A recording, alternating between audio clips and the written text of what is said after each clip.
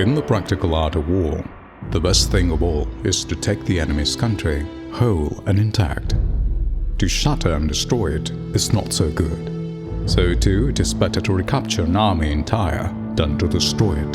To capture a regiment, a detachment, or a company entire than to destroy them.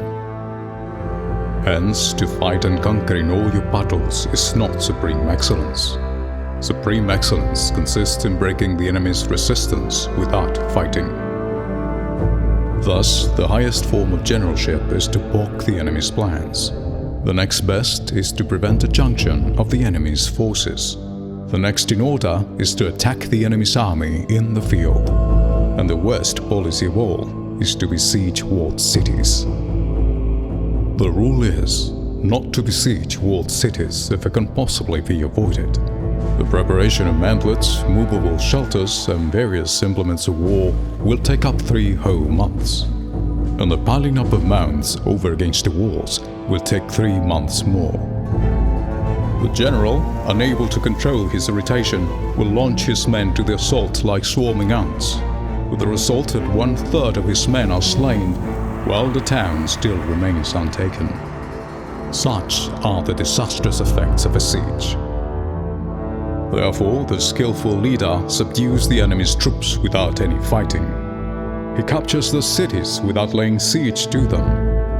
He overthrows their kingdom without lengthy operations in the field. With his forces intact, he will dispute the mastery of the empire, and thus, without losing a man, his triumph will be complete. This is the method of attacking by stratagem. It is the rule in war. If our forces are 10 to the enemy's 1, to surround him. If 5 to 1, to attack him. If twice as numerous, to divide our army into 2. If equally matched, we can offer battle. If slightly inferior in numbers, we can avoid the enemy. If quite unequal in every way, we can flee from him. Hence, though an obstinate fight may be made by a small force, in the end it must be captured by the larger force. Now the general is the bulwark of the state. If the bulwark is complete at all points, the state will be strong. If the bulwark is defective, the state will be weak. There are 3 ways in which a ruler can bring misfortune upon his army. 1.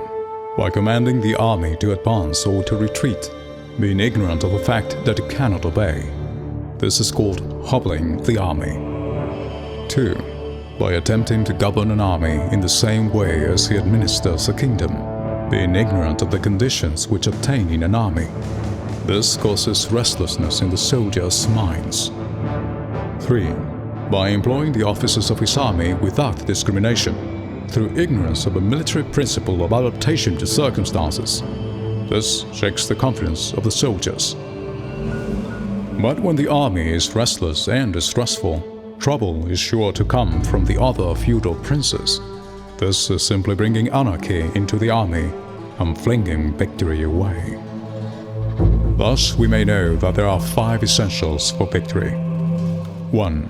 He will win who knows when to fight and when not to fight.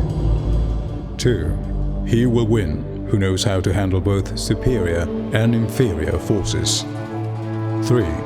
He will win whose army is animated by the same spirit throughout all its ranks. 4.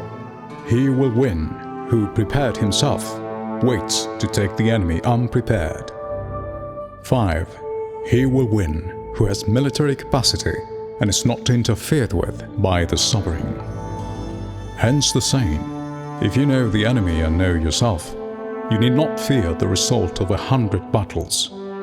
If you know yourself but not the enemy, for every victory gained you will also suffer a defeat. If you know neither the enemy nor yourself, you will succumb in every battle.